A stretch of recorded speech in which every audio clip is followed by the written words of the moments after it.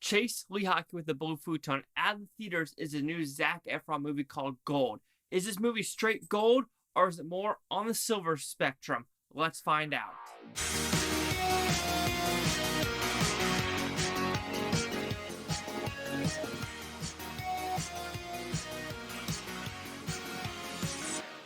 So Gold, what's it about? It's a very simple premise, actually. I think this is based in Australia, and then Zac Efron is trying to look for work. He's driving a car with this guy. You call him his driver. All of a sudden, car breaks down. Zac Efron walks, and there's a piece of gold. Not just a piece of gold, a massive gold piece just in the ground. Now he's got to stay there for a couple of days for this passenger to get an excavator and get this gold out. Will Zac Efron make it out alive? Wild dogs, crazy weather, the heat. Will he do it? So did I like this movie? I thought it was an okay movie. It was an hour 30, hour 40-minute movie. Not a lot of dialogue. It is Zac Efron in basically every scene of the movie. Like every time he's in frame. Every second is Zac Efron on frame. So with his acting, he did great. The makeup of him is great. The actual story, you've seen it a million times before about a guy surviving in the wilderness. Is he going to get backstabbed? Is someone else? Are the mirages? What is going to happen in this just hostile, beat down environment? So when talking about the actual technical aspects of the movie, I think it looks great. You could tell it was really done in the sun, so there is some, believability with the sun, the sunburn, not the hypothermia, but you can kind of do that. But whatever the opposite thing is when the sun's just like, you're dying with that one because hypothermia is cold. I'm drawing a blank with what the heat is. Silly mean comments you can tell me, bro. Just say I'm a little piece of shit. I don't care. But the directing's fine. The writing's pretty weak. Zac Efron gives 110%, but too bad everyone else on the screen really doesn't give 210%. They're just kind of there to be there in the sun with Zac Efron. I think that, like I said, the weakest part is the script as a whole. I thought it was an okay movie, but then when reading the director, so the second man, or the male, number 2, I think that's what it is in IMDb, he's a director, writer, and actor. I watched a small featurette about it, and he basically goes, yeah, the Paris climate change agreement, people ripping it up, and I'm like, okay, now I'm starting to get, now he wants to make this political movie about how Australia, I guess, is now, has a big drought and everything like that's happening. The thing with the Paris climate change agreement, it's an agreement.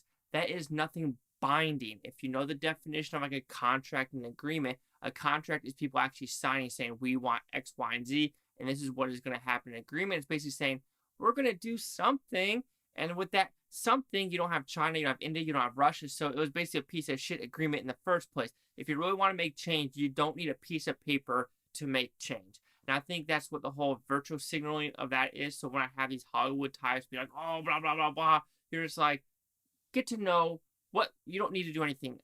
Who is it? J.R. Smith, I'm pretty sure, had a real thing about like, why are we asking the managers to make change? You make 250, you make 150, you make 300. Why the fuck do we need people to tell us we need change?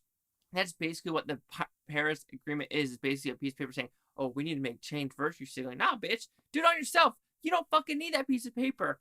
But now I'm just rambling on. The only reason I'm rambling on because the director and writer said it. I would have never even brought up the Paris Climate Change Agreement thinking it was part of this movie, but apparently it is. So I was like, on that level.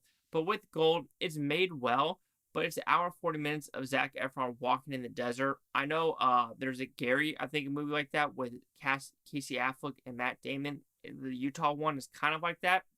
But this one's more about gold.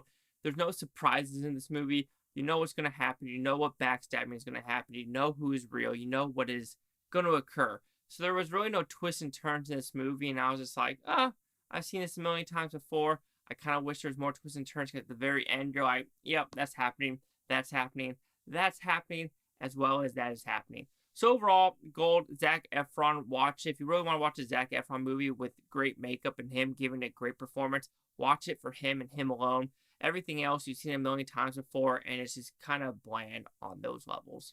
So Gold will receive a 2 out of 5 with Futon. It goes at 40%. So let's see the critics' news scores gave this one. So we have the critics, a 66% with 32 of them. Audience score, there's nothing yet with over 100. Here's critic consensus.